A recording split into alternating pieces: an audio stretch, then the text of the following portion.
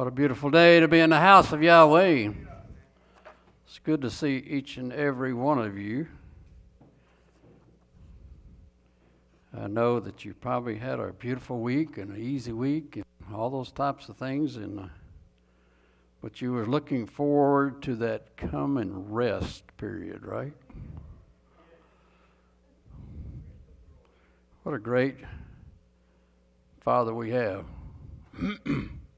To give us a whole day to rest, to worship and rest, and to be with our fellow man and to be with our Father.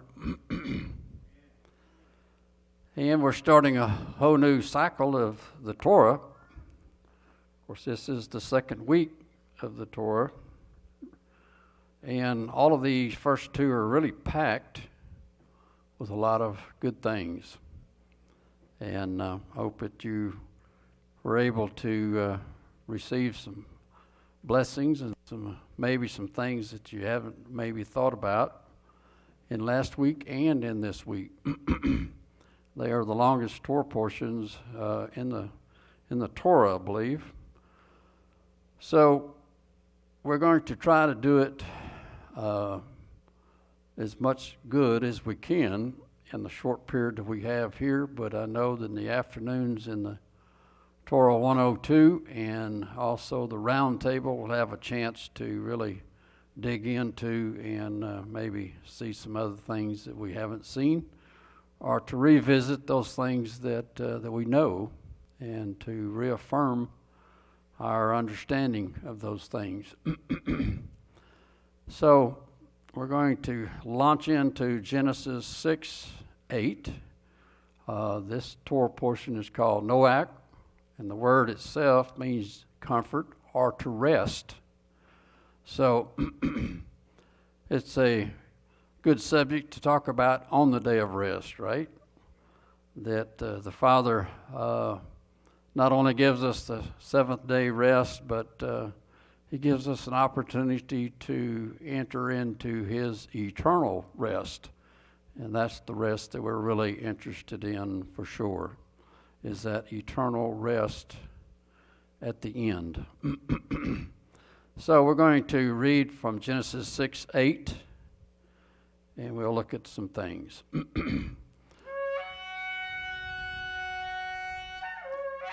Thank you, brother. Always remind me of that, because sometimes I forget.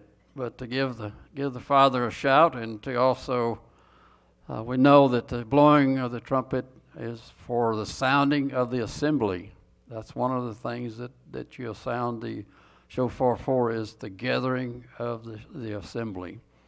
So that's what we're doing this morning, is gathering the assembly, not only here, but also in the spiritual realm, because we know in the heavenly courts that these things are still going on, and that the throne of our Father is surrounded by His angels and so forth today.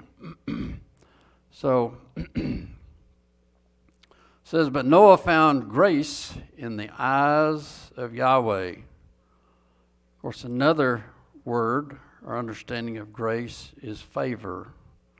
To receive favor from Him. So that word is being used in a lot of different ways today, bounced around and really overused to a certain extent. But we see here that grace was from the very beginning. It wasn't something that just came in when Yeshua came in to existence here as in a bodily form, but it was from the very, very beginning. So, but Noah found grace in the eyes of Yahweh. These are the generations of Noah. Noah was a just man, perfect in his generations, and Noah walked with Yahweh. Well, this truly takes us right back to the creation, because we read that Adam and Eve walked with Yahweh in the garden in the stillness of the evenings. So here we see another man that walked with Yahweh. So we all would love to walk with him, right? Most definitely. And he gives us that opportunity every day to walk with him spiritually. And so he said he was perfect in his generations. I'm going to look at a couple of words here in a minute too, maybe to try to get a better understanding of what he was talking about Noah. And Noah begat 3 sons, Shem, Ham, and Japheth. The earth also was corrupt before Yahweh, and the earth was filled with violence. Well, we know that the Hebrew word for violence is Hamas. And it's kind of interesting that uprising of the Palestinians in Israel, they named their whole uprising as Hamas. Well, because they knew what the word meant was violence.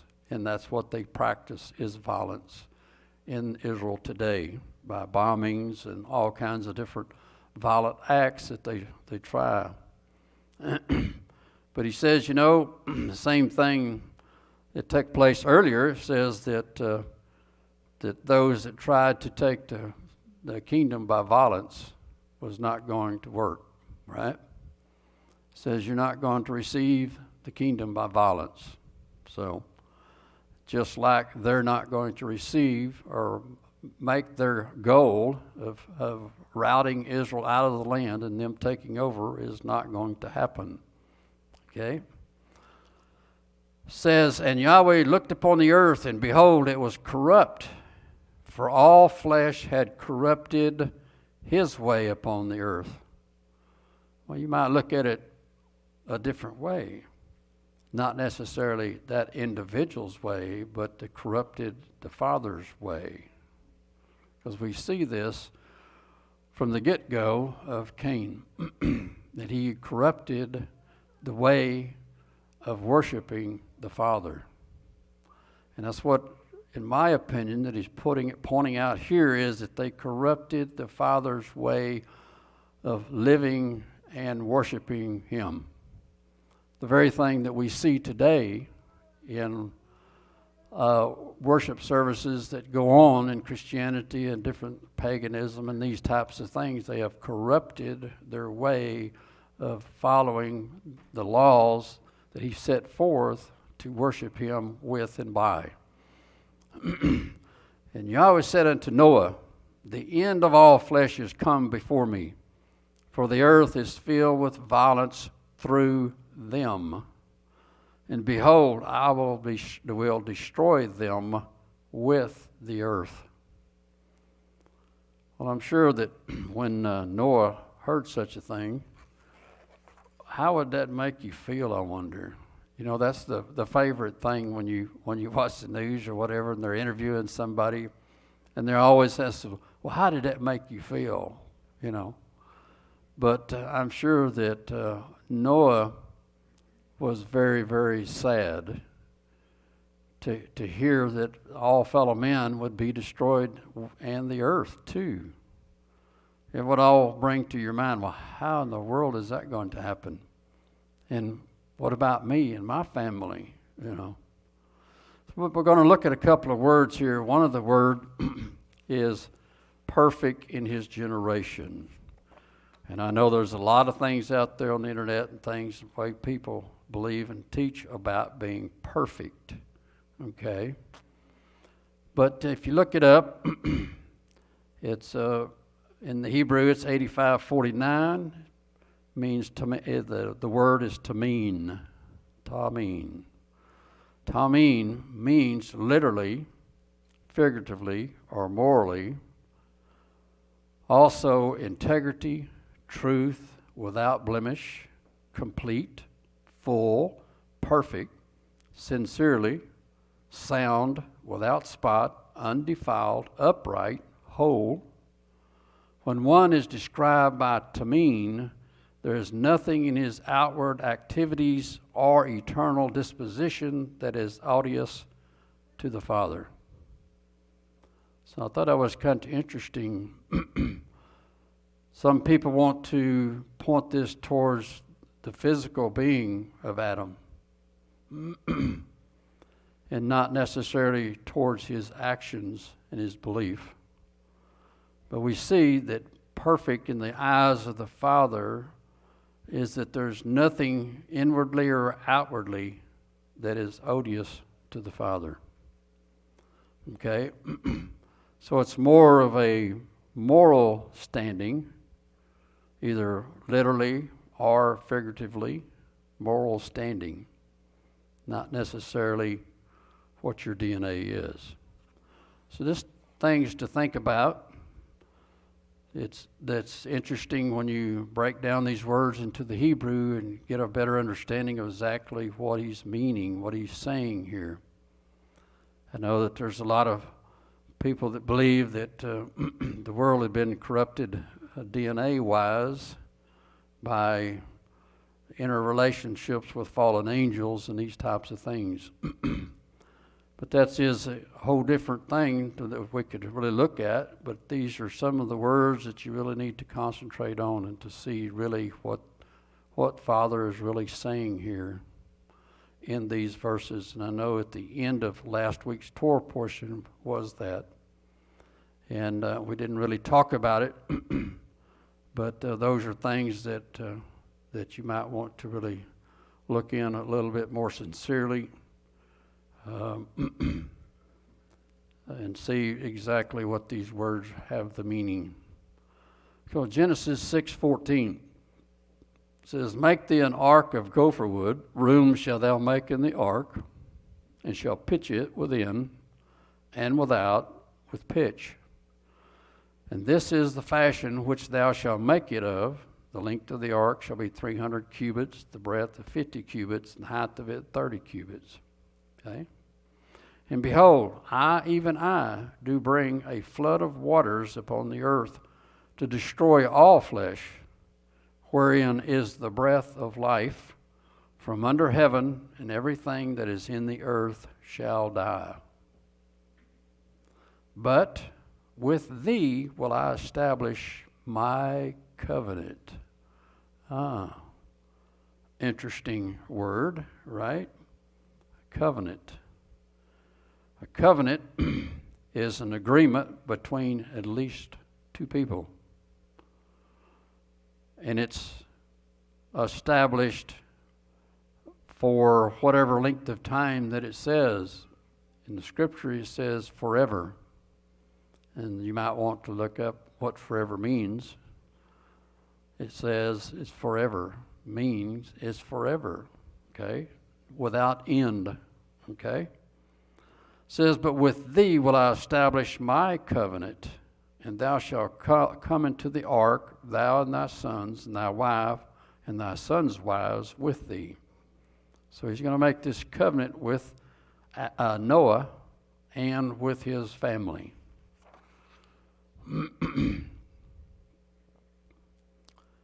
Moving to Genesis 7:1. And what was that covenant, we might want to ask?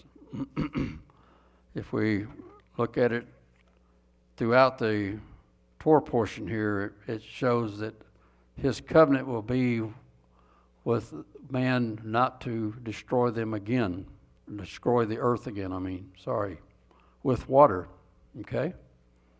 But we know that in the end there is going to be a destruction, but this time it will be with fire, okay? Genesis 7:1. And of course, he put the rainbow in the sky as the promise, the outward promise that he has made of his covenant. It's sad to see that certain types of people have grabbed hold of that covenant, claimed them for their own, but without rightfully being theirs. Because once again, it's the way, walking in his way, okay?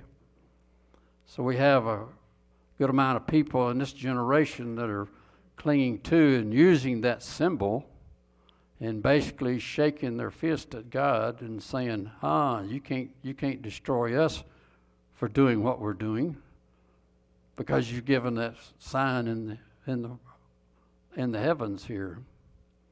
But that sign was given, remember, to a perfect and righteous person, not to the sinners that he destroyed.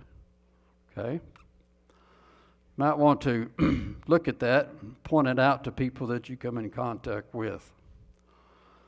It says, and Yahweh said unto Noah, come thou and all thy house into the ark, for thee have I seen righteous before me in this generation.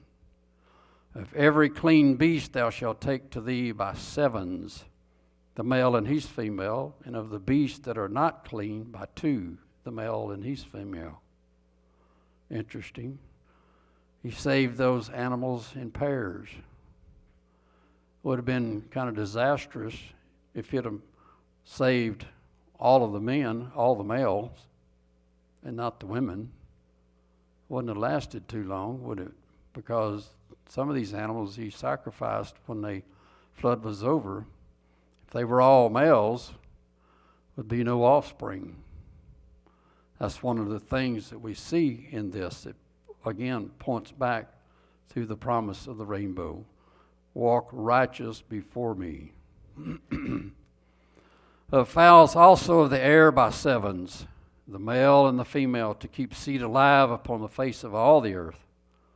For yet 7 days, and I will cause it to rain upon the earth 40 days and 40 nights, and every living substance that I have made will I destroy from off of the face of the earth. And Noah did according unto all that Yahweh commanded him. You always see these patterns of sevens from the very beginning. 7 days of creation. You got 7 days that when he shut the door on the ark, and within 7 days, on the seventh day, it began to rain. Pointing once again to his creation of the 7 days of creation and the day of rest. Once again, he was showing Noah that his name meant rest. Come into my ark and I will give you rest. The same thing as the message today. It says, come into my ark and I will give you rest. Come in and follow my way and I will give you rest from all of the things that are taking place around you. And Noah was 600 years old when the flood of waters was upon the earth. Noah was 600 years old. Just think, I'm sure that he had seen a lot in his life of 600 years. We don't know exactly how long that he worked upon the ark. Some think it was 120 years and so forth. But it did take him a while to build this, basically, we think.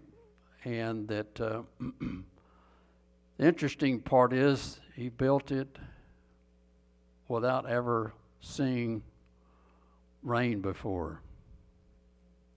So as the world around him said, well, this guy's crazy. It's never rained. I mean, it's not going to rain. It's not going to pour water down and flood. Never has. Yet through faith, he built that ark.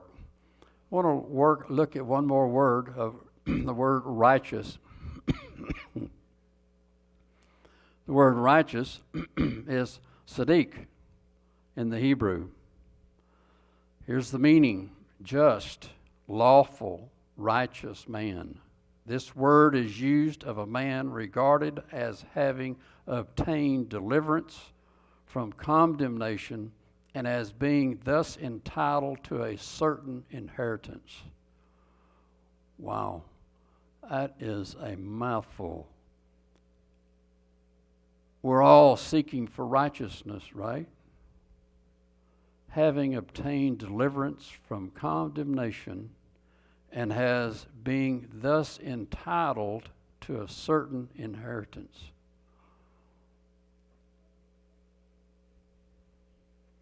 So that's one of the prerequisites of being righteous and of having that inheritance, is walking in his righteousness. Genesis 7:11-16. In the 600th year of Noah's life, in the second month, the 17th day of the month, the same day, were all the fountains of the deep broken up, and the windows of heaven were opened. And the rain was up on the earth for 40 days and 40 nights. In the selfsame day entered Noah, Shem, Ham, Japheth, the sons of Noah, and Noah's wife, and 3 wives of his sons with them into the ark. They and every beast after his kind, and all the cattle after their kind, and every creeping thing that creeps upon the earth after his kind, and every fowl after his kind, every bird of every sort. They went into the ark, 2 and 2 of all flesh, wherein is the breath of life. And they that went in male and female of all flesh, as Yahweh had commanded him. And Yahweh shut him in. Shut the door. Shut the door. Because no man could open what the Father had shut. Because we know that there was many that beat on the door when it began to rain. We want to look at this time period. I don't know if you've ever, I'm sure if you've studied the Bible any at all, he always denotes the time period that these things are happening. And we might think, well, so what? Do they have really meanings? Yes, they do. When we look at these time periods that they put down here, it says, in the 2nd month, the 17th day of the month, okay, the same day were all the fountains of the great deep broken up.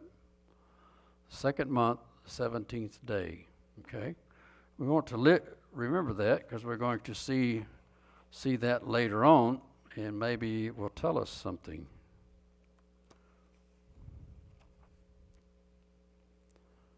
Genesis 7:23, and every living substance was destroyed which was upon the face of the ground, both man, cattle, and the creeping things, and the fowl of the heavens, and they were destroyed from the earth. And Noah only remained alive, and they that were with him in the ark. And the waters prevailed upon the earth 150 days. Interesting. 150 days. And God remembered Noah and every living thing and all the cattle that was with him in the ark, and God made a wind to pass over the earth, and the waters assued. The fountains also of the deep and the windows of heaven were stopped, and the rain from heaven was restrained. And the waters returned from off the earth continually. And after the end of the 150 days, the waters were abated.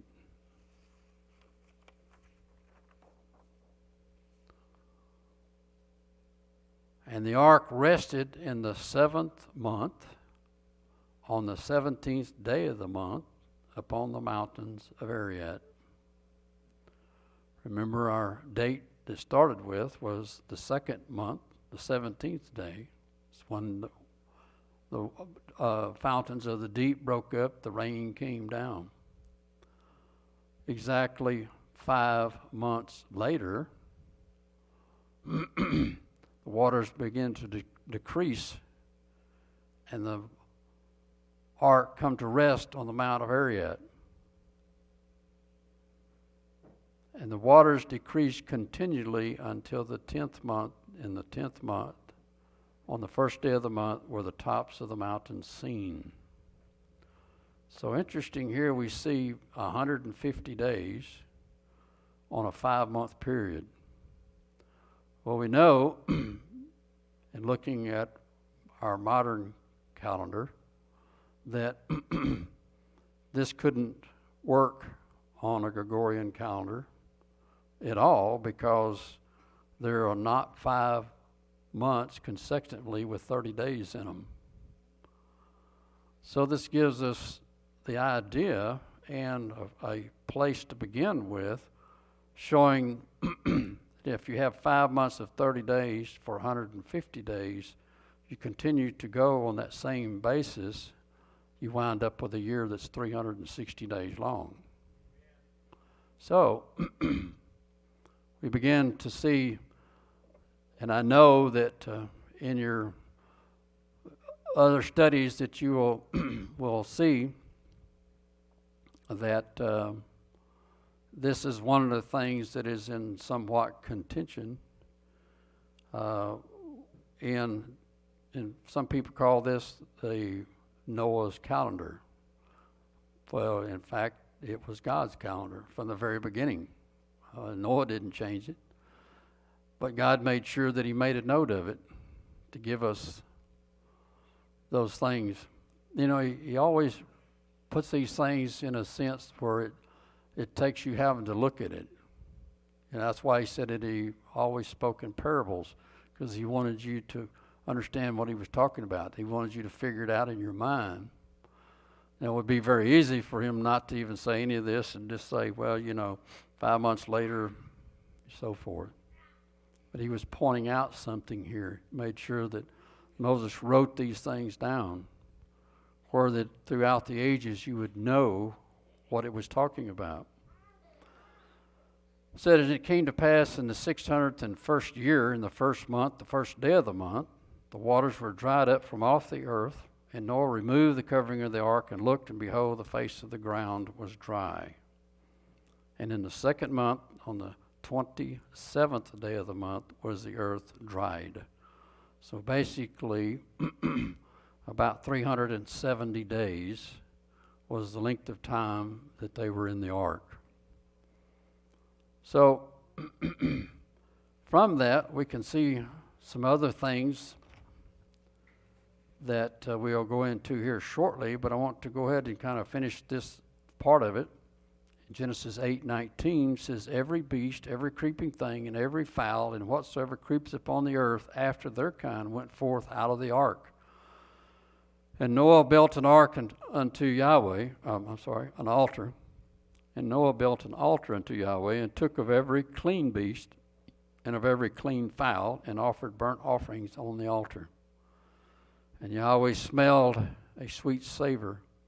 And Yahweh said in his heart, I will not again curse the ground any more for man's sake. For the imagination of man's heart is evil from his youth. Neither will I again smite any more everything living as I have done. Well, it's interesting that you can imagine how heartbreaking that this whole story becomes, because he destroys the earth and all the people to get away from the corruption and the sin. Yet he knew in his heart that he knew that the man's heart is evil from the very beginning, from the youth, and that this would not really stop that evil corruption. But he did say, it says, while the earth remains, seed time and harvest, cold and heat, summer and winter, and day and night shall not cease. So none of these things that took place during the flood changed the beginning of the day and the night, or the night and the day, that had that same from the very creation, evening and morning, evening and morning. Didn't change any of that. Didn't change the what we call seasons. Says that the earth remains seed time and harvest, and cold and heat, and summer and winter. There's another thing you think, well, why did you say that? Because it has a bearing upon, once again, God's calendar. Because we see that the beginning of the year, as when you read in the first part of Genesis, that in the creation week, that all the plants and things were created at the time, the day actually before the time, the fourth day of the sun and the moon being created, setting the calendar. So we would have to say that when the earth was created, the time of the year, as we would call it, would have to be spring, because we know that is the time that when you plant the seed, it springs forth and grows. And remember, he says, I didn't change the seasons, I didn't change the time, I didn't change the day, I didn't change any of that. So those are realities that we can hang our hat on, basically, that God never changes. And even though these events happened, it did not change what he had put in creation itself. So we're going to look a little bit about this faith. It says, even though Noah likely could not even imagine a flood so severe that everything and everyone on earth would be destroyed, because it had never rained, remember? There was a mist that rose from the earth and watered the ground. But he obeyed God. Year after year, he labored, following through on God's instructions. He did not need to see evidence of the coming rain. He had faith in Jehovah. How about that? Do we have that kind of faith? That's the faith he's calling us to be. Without seeing, yet we believe, without having the sight. Says it was Noah's great faith that led him to work obediently with God, with godly fear, to build an ark for the saving of his family. In Hebrews 11:7 says, it must be noted, however, that Noah's ark guaranteed only their physical salvation and not their spiritual destiny. Wow, here's where the story really begins, right? I want to save you physically, but what you do with that is going to be up to you. So, as we travel from that idea, the ark seems to foreshadow the protection of the Israelites through the blood of the Lamb on the doorpost in Egypt. As we fast forward to leaving Egypt, what protected them? The blood of the Lamb on the doorpost from the destruction of the angel of death coming. But like the ark, that blood only guaranteed the physical safety and deliverance from the final plague in Egypt, the death of the firstborn, Exodus 12. It also did not guarantee that those who survived as results of that blood would make it to the promised land. Wow. Each person determined their own entry into that land. Tragically, and we know the story because we read the story, there was only 2 people that come out of Egypt that entered into the land. Tragically, just as most of the people perished in the flood, the vast majority of the children of Israel also died in the wilderness due to unbelief. It says, unbelief leads to disobedience that robs us of the rest of God. Unbelief leads to disobedience that robs us of the rest that he promised for us. And to whom did God swear that they would never enter his rest, if not to those who disobeyed? So we see that they were not able to enter because of their unbelief, Hebrews 3:18 and 19. The faith of Noah is something of a parallel with our own walk with God, an entrance unto the new Jerusalem. It is by faith that we inherit the promises, not good deeds, though good deeds and obedience are essential hallmarks of a living faith. After all, Noah did not establish his faith only with words. He demonstrated it with faithful obedience. And in James 2 it says, but someone will say, you have faith, I have deeds. Show me your faith without deeds, and I will show you my faith by my deeds. So we see in the life of Noah that he had both. He had that great faith to start with, or he would have never started building the ark. If he didn't believe that God told him, and that might be a whole different thing too. You know, when God spoke to him and told him to do this, I wonder if he thought later, he said, was that really God's voice that I heard? did he really say do this and this and this? Because it was so contrary to all of the things that was going around in the world. All the things, the corruption, all the things, other things that was going on.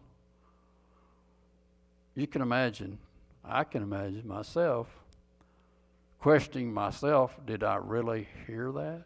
Did he really say that? You know? So you would take a bunch of faith just to believe that, and then it would take extraordinary faith to put it into action. Okay? That's what he calls us every day, to have that faith to put our belief into action. Because faith is actually an action word. It is a verb. Okay? Going to Genesis 1:14, we're going back just a tad, and we're going to look at how that this is connected with the calendar and so forth. Genesis 1:14, Elohim said, let there be lights in the firmament of the heaven to divide the day from the night. Let them be for signs and for seasons, for days and years. Let them be for lights in the firmament of the heaven to give light upon the earth, and it was so. And Elohim made two great lights, the greater light to rule the day, the lesser light to rule the night. He made the stars also. And Elohim set them in the firmament of the heaven to give light upon the earth, and to rule over the day and over the night, and to divide the light from the darkness.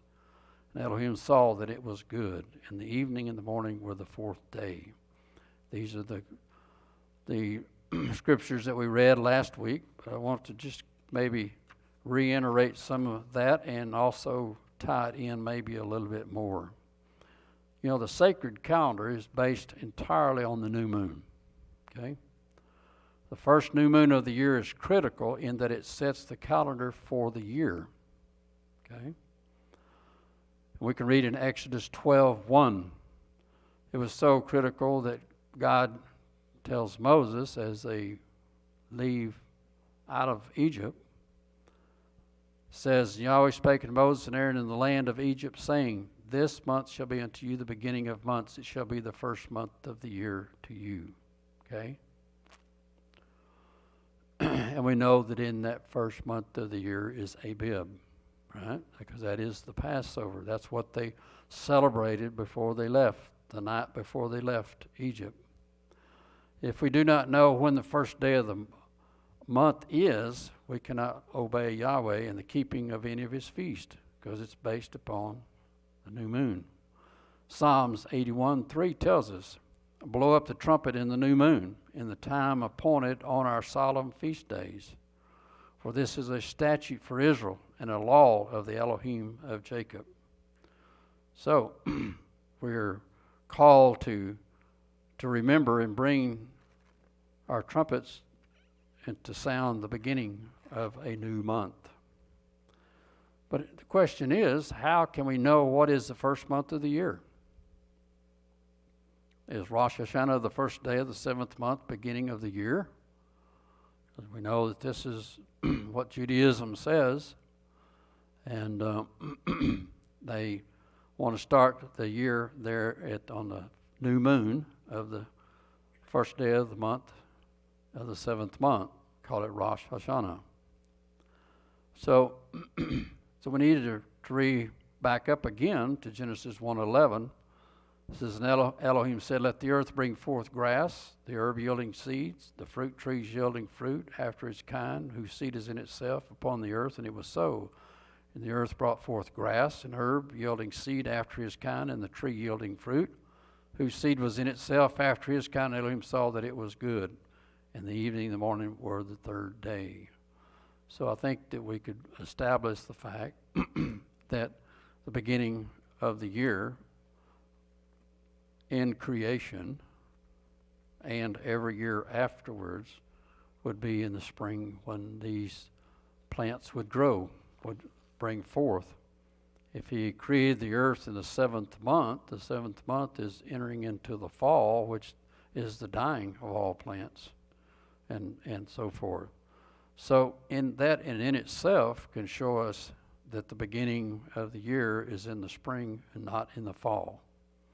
Okay? Exodus 23:14. And this is something that will also help us to understand when these times are. It says, 3 times thou shalt keep a feast unto me in the year. Thou shalt keep the feast of unleavened bread. Thou shalt eat unleavened bread 7 days, as I commanded thee in the time appointed of the month Abib. Okay? Just the word itself, Abib, means green ears. That in itself points to a springtime when it's coming forth. For in it thou camest out from Egypt, and none shall appear before me empty. And the feast of harvest, the first fruits of thy labors, which thou hast sown in the field, and the feast of ingathering. Now, just to remind us what these are, the feast of harvest is would be the time of Pentecost, Shavuot, okay, because that was the harvest of the wheat harvest. Passover being the harvest of barley. The Shavuot, or Pentecost, was the time of the harvest of the wheat. So there was a feast there. These are the 3 feasts that requires all their men to come up to Jerusalem every year. Says, so it was the harvest of the fruits of the labor and the feast of ingathering. What would that be? Would be Sukkot, right? Which is in the end of the year, when thou hast gathered in thy labors out of the field. Okay? 3 times in the year, all thy males shall appear before the sovereign Yahweh. And they shall observe the feast of weeks, of the first fruits of wheat harvest, and the feast of ingathering at the year's end. Okay, we know that that feast day is called Sukkot, and Sukkot happens on the 25th of the 7th month, right? Or 15th day. It ends at 25th. On the 15th day. So we begin on, if we said the first day of the 7th month, which they call Rosh Hashanah, beginning of the year, says 10 days later is the atonement. 5 days later is Sukkot, and it says the Sukkot is in the end of the year. So here we're 15 days into a new year, supposedly, is what they're saying. How can that be? How can that be the first and this be the end? Okay? I know that some say, well, that the feast are the festivals or the has to do with all of the feast, and the other is a civil year. Well, in all of Israel, those times of period were always together. I mean, the beginning of the year was the beginning of the year in spring. So we couldn't have a beginning and then 15 days later have an end.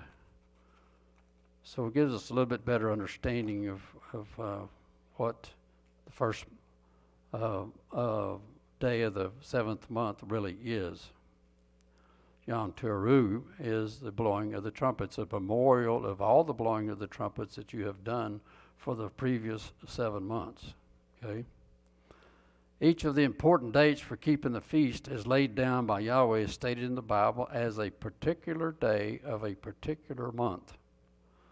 Yahweh's sacred year begins with Abib. This is determined from the new moon nearest the vernal equinox in the northern hemisphere, which begins the spring-summer season. The autumnal equinox in the northern hemisphere begins the fall and winter season. So we've introduced another signpost here, and you might ask, well, what in the world does vernal equinox have to do with that? Well, once again, what does vernal equinox mean? Vernal means spring, okay? Equinox means equal time, okay? Equal time in the day and night when they're both even, 12 hours each. That's what they call vernal equinox.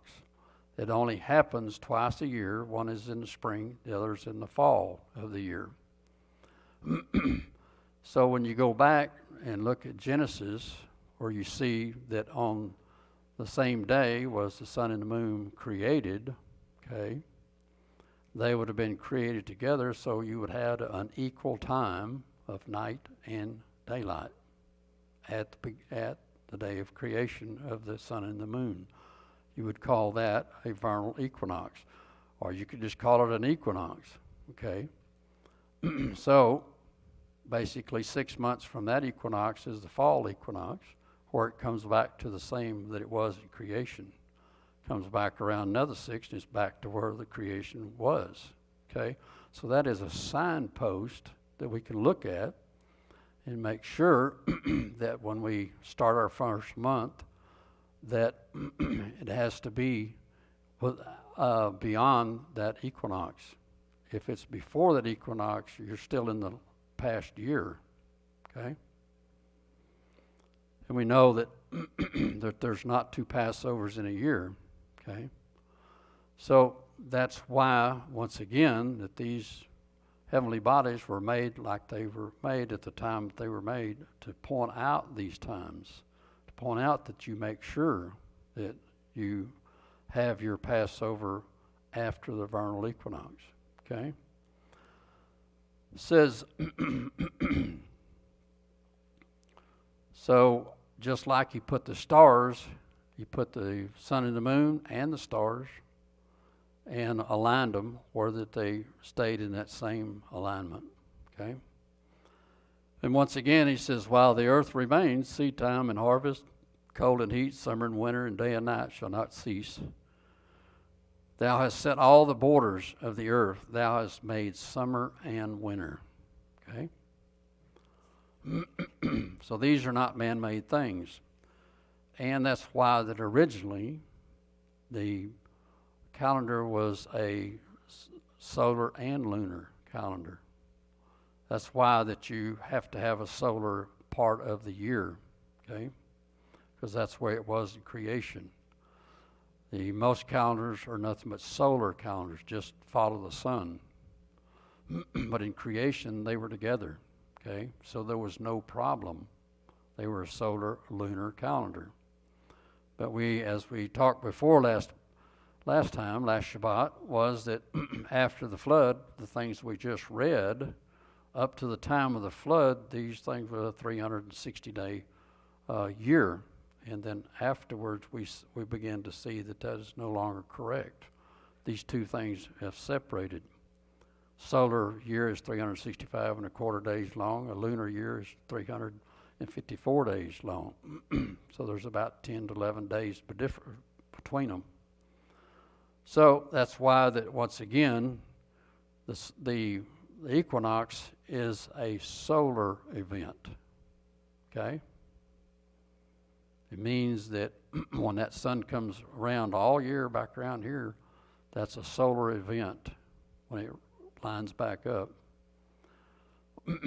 So that's what sets the length of the year. The lunar is the lunar year. Together, they were together originally, but they are no longer that way.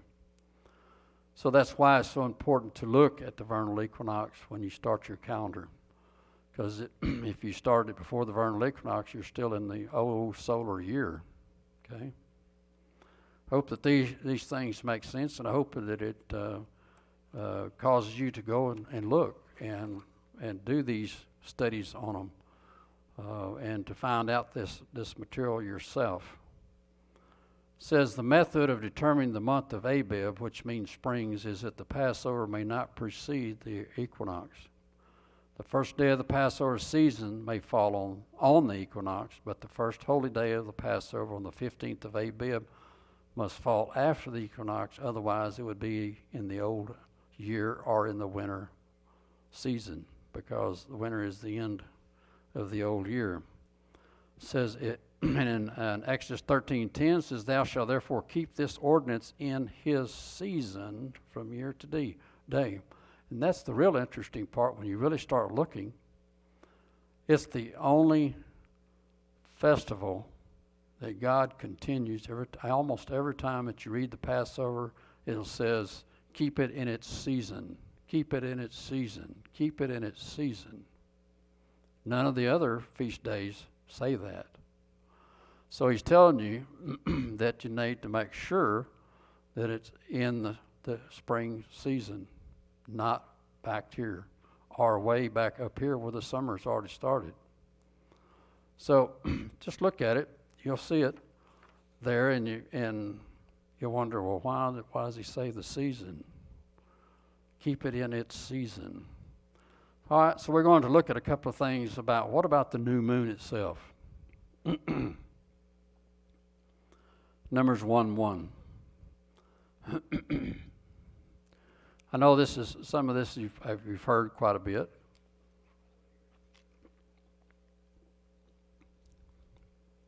But some of you haven't. This is new maybe to you. Or maybe you've looked at other calendars, and because there's the Enoch calendar, this calendar, that calendar, this calendar. But hopefully you can see how the calendar really should be using the week of creation. It says, and Yahweh spake unto Moses in the wilderness of Sinai in the tabernacle congregation on the first day of the second month in the second year after they were come up out of the land of Egypt, saying, take you the sum of all the congregation of the children of Israel after their families by the house of his fathers and with the number of their names, every male of their poll. And they assembled all the congregation together on the first day of the second month, and they declared their pedigrees after their families by the house of their fathers. It's interesting, as we go on and read all these, how many important assemblies that God called and how many times that he spoke to his prophets on a new moon. You will see a bunch of them. So you begin to wonder, well, what is this all about? Is new moon such something that's really important? Or is it he just saying, oh, by the way, it was the new moon of this month or whatever, first day of this month?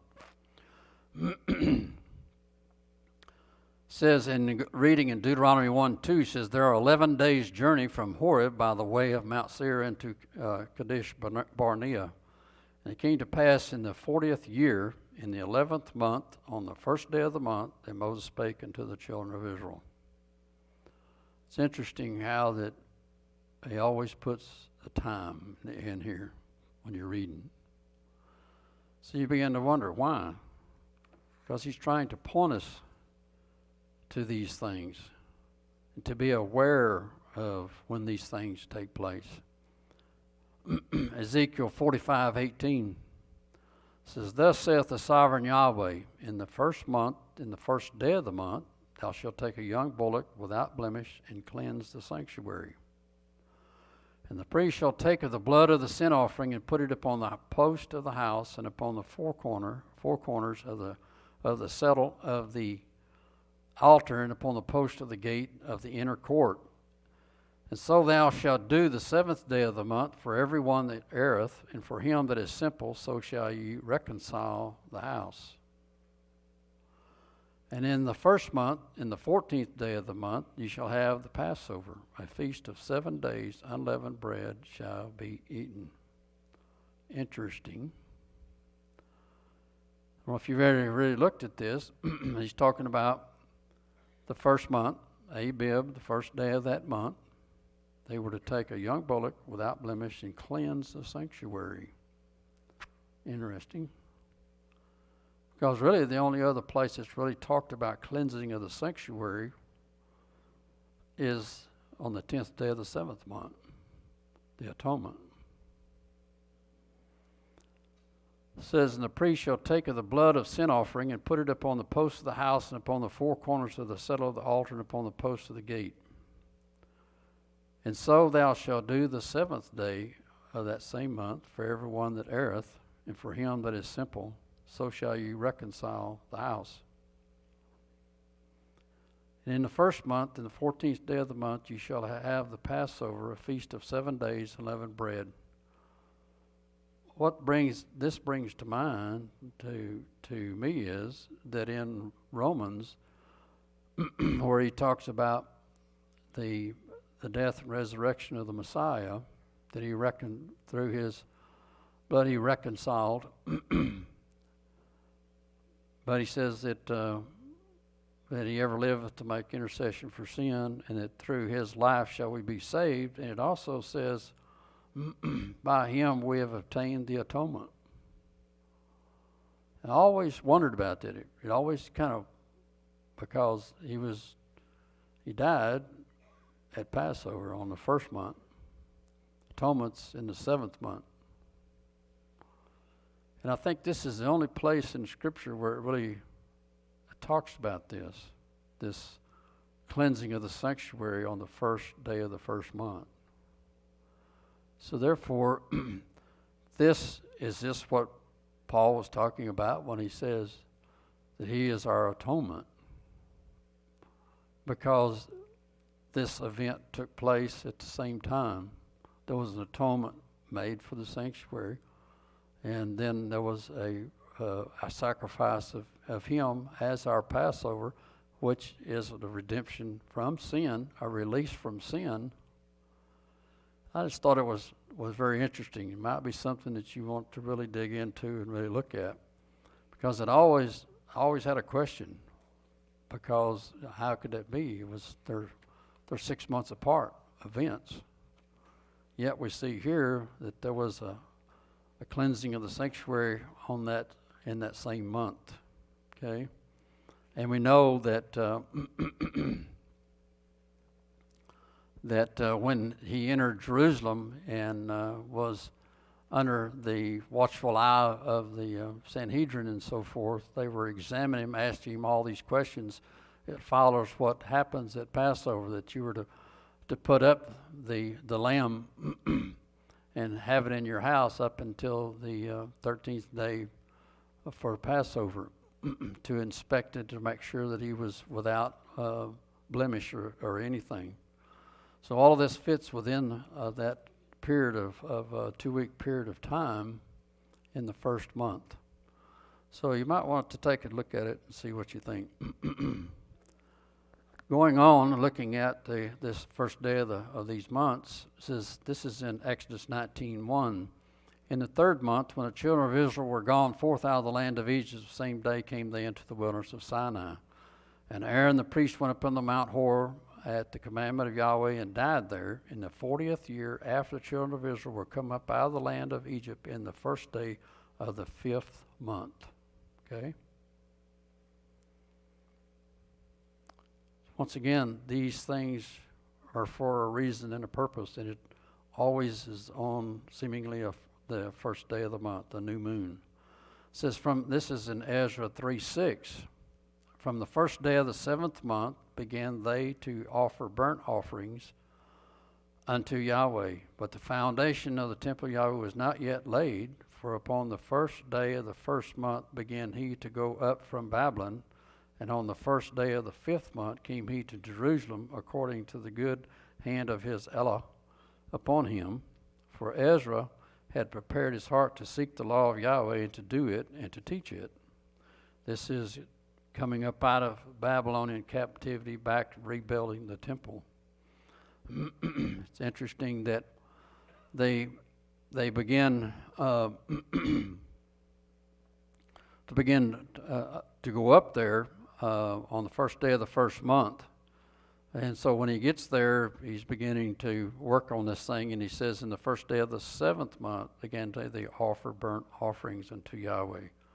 Once again, Yom Teruah, but the blowing of the trumpets of the 7th month. All of these things prefigure things that are to take place. And Ezra 10:16, and the children of the captivity did so, and Ezra the priest was certain chief of the fathers after the house of their fathers, and all of them by their names were separated and set down in the first day of the 10th month to examine the matter. Okay? Then we read in the 1st month, that is the month Abib, in the 12th year of King Ahasuerus, they cast pur, that is the lot, before Haman from day to day and from month to month to the 12th month, and that is the month Adar. Then were the king's scribes called on the 13th day of the 1st month, and there was written according to all that Haman had commanded unto the king's lieutenants. So we see that this is also Purim, the beginning of Purim is based upon this in Esther. Here, the first day of the month, they cast pur, and they cast lots. Okay, and they did this for actually 12 months. Every first month, or first day, evidently. It says in the first month, that is the month of Abib. So once again, we look at in scriptures here is calling the first day of the month, the first month, Abib, in the time of Passover. So they knew, and this is after Moses bringing the children of Israel out of, because in Exodus 12 there it says that this is the first day of the first year unto you. And a lot of people hang on to this and say, well, see there, they changed the beginning of the year from the seventh month back or to the first. Well, there was no change, because here it is in Esther, which is a long ways after that. And he says the first month is the month of Nisan or Abib. So these are just things that God puts in his, if we're awake and really looking at these things, we can see these things and what they mean. It says, and the letters were sent by post into all the king's provinces to destroy, to kill, and to cause to perish all Jews, both young and old, little children and women, in one day, even upon the 13th day of the 12th month, which is the month of Adar. Okay? That is the last month in the year, Adar. And to take the spoil of them for prey. So that is how that you figure out when Purim is. Okay, see, 13th day of Adar, or the last month of the year. Okay, it says Ezra 26:1. It says, and it came to pass in the 11th year, in the first day of the month, that the word of Yahweh came unto me, saying, and it came to pass in the 12th year, in the 12th month, in the first day of the month, that the word of Yahweh came unto me, saying, all these in the 10th year, in the 10th month, in the 12th day of the month, the word of God came unto me, saying. So we see that the new moons are very muchly are in control of the months of the years and sets what's going on. As we go on, we're going to read a couple of more, and then we're going to move to something else here. So, Ezra 31:1, and it came to pass in the 11th year, in the 3rd month, in the first day of the month, that the word of Yahweh came unto me, saying, Haggai 1:1, in the 2nd year of Darius the king, in the 6th month, in the first day of the month, came the word of Yahweh by Haggai the prophet. So David hid himself in the field, and when the new moon was come, the king sat down to eat food. And he said, wherefore wilt thou go to him today? It is neither new moon nor Sabbath. And she said, well, it be well. These are just picking up out of different places the very same thing. Numbers 10:10 says, also in the day of your gladness, and in your solemn days, in the beginnings of your months, you shall blow with the trumpets over your burnt offerings and over the sacrifices of your peace offerings, that they may be to you for a memorial. And we're going to read in Ezekiel 46. So you begin to see that these are pretty important times. And Ezekiel 46:1 says, thus saith the sovereign Yahweh, the gate of the inner court that looketh toward the east shall be shut the 6 working days, but on the Sabbath it shall be opened, and in the day of the new moon it shall be opened. And the prince shall enter by the way of the porch of that gate without, and shall stand by the post of the gate, and the priest shall prepare his burnt offerings and his peace offerings, and he shall worship at the threshold of the gate. Then he shall go forth, but the gate shall not be shut until the evening. Likewise, the people of the land shall worship at the door of this gate before Yahweh in the Sabbaths and in the new moons. Calling once again for worship on the new moon. And then we look in Isaiah 66, we see the same thing. For as the new heavens and the new earth which I will make shall remain before me, saith Yahweh, so shall your seed and your name remain. And it shall come to pass that from one new moon to another, and from one Shabbat to another, shall all flesh come to worship before me, saith Yahweh. They shall go forth and look upon the carcass of the men that have transgressed against me, for their worms shall not die, neither shall their fire be quenched, and they shall be an abhorring unto all flesh. Even in the earth made new. We see it in Ezekiel, we see it in Isaiah. This is in Amos. Thus saith the sovereign Yahweh, showed unto me, and behold, a basket of summer fruit. And he said, Amos, what seest thou? And I said, a basket of summer fruit. Then said Yahweh unto me, the end is come upon all of my people of Israel. I will not again pass by them any more. And the songs of the temple shall be howlings in that day, saith the sovereign Yahweh. There shall be many dead bodies in every place. They shall cast them forth with silence. Hear this, O ye that swallow up the needy, even to make the poor of the land to fail, saying, when will the new moon be gone, that we may sell corn, and the Sabbath, that we may set forth wheat, making the ephod small and the shekel great, and falsifying the balances by deceit. Seemingly that they were worshiping and treating it as a Shabbat, the new moon, here in Amos. He said, well, when this thing be over, we go about our business and start selling again. Revelation 3:6, we're going to wind up here pretty quick, about two more. Revelation 3:6, he that hath an ear, let him hear what the Spirit says unto the assemblies. And to the angel of the assembly in Philadelphia write, these things saith he that is holy, he that is true, he that hath the key of David, he that opens, and no man shuts, and shuts, and no man opens.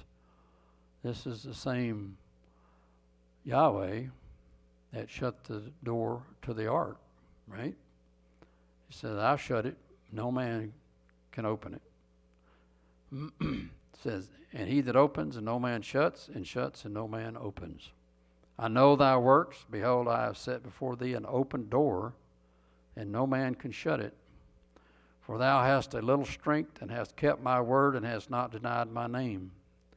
Behold, I will make them of the synagogue of Satan, which say they are Jews, and are not, but do lie. Behold, I will make them to come and worship before thy feet, and to know that I have loved thee.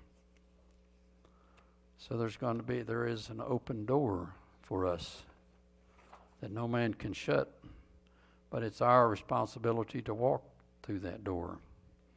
Because thou hast kept the word of my patience, I will also keep thee from the hour of temptation, which shall come upon all the world to try them that dwell upon the earth. Behold, I come quickly, hold that fast which thou hast, that no man take thy crown. Him that overcometh will I make a pillar in the temple of my Elohim, and he shall go no more out. And I shall write upon him the name of my Elohim, and the name of the city of my Elohim, which is New Jerusalem, which cometh down out of the heaven from my Elohim, and I will write upon him my new name. So once again, like those that lived a period of time before the destruction of the world, we have an open door that he is saying, come into my ark, and I will give you safety. Revelation 22:1, and he showed me a pure river of water of life, clear as crystal, proceeding out of the throne of Elohim and of the Lamb. And in the midst of the street of it, and on either side of the river, was there the tree of life, which bare 12 manner of fruits, and yielded her fruit every month. And the leaves of the tree were for the healing of the nations. And there shall be no more a curse, but the throne of Elohim and of the Lamb shall be in it, and his servants shall serve him. And they shall see his face, and his name shall be in their foreheads. So once again, from just like it says in Isaiah and Ezekiel, that even in the earth made new, we will come together from one Shabbat to another and one new moon to another. It says the tree of life is going to be there next to or up and down the river of the water of life. It says, and these trees will bear 12 manner of fruits, and yielded her fruit every month. So time will still be going on. it will still be months and years. So it's interesting that we see all of these things and we point to them way back here, but yet we're going to see them at the very end. So he's got an open door for us. It's our honor and privilege to walk through that door before he shuts it. Because like in the days of Noah, when he shut that door, nobody could open it. So I hope you've learned a few things maybe, and maybe brought things to a remembrance that you've studied on your own. And we always say, press forward and study these things yourself. Don't rely on me or anybody else to teach you. I'll point these things out for a reason, because I want you to look at it yourself and to really study and show yourself approved, is what the Bible says. Work out your own salvation with fear and trembling. So we say Shabbat Shalom, and hope you enjoyed being here with us this morning.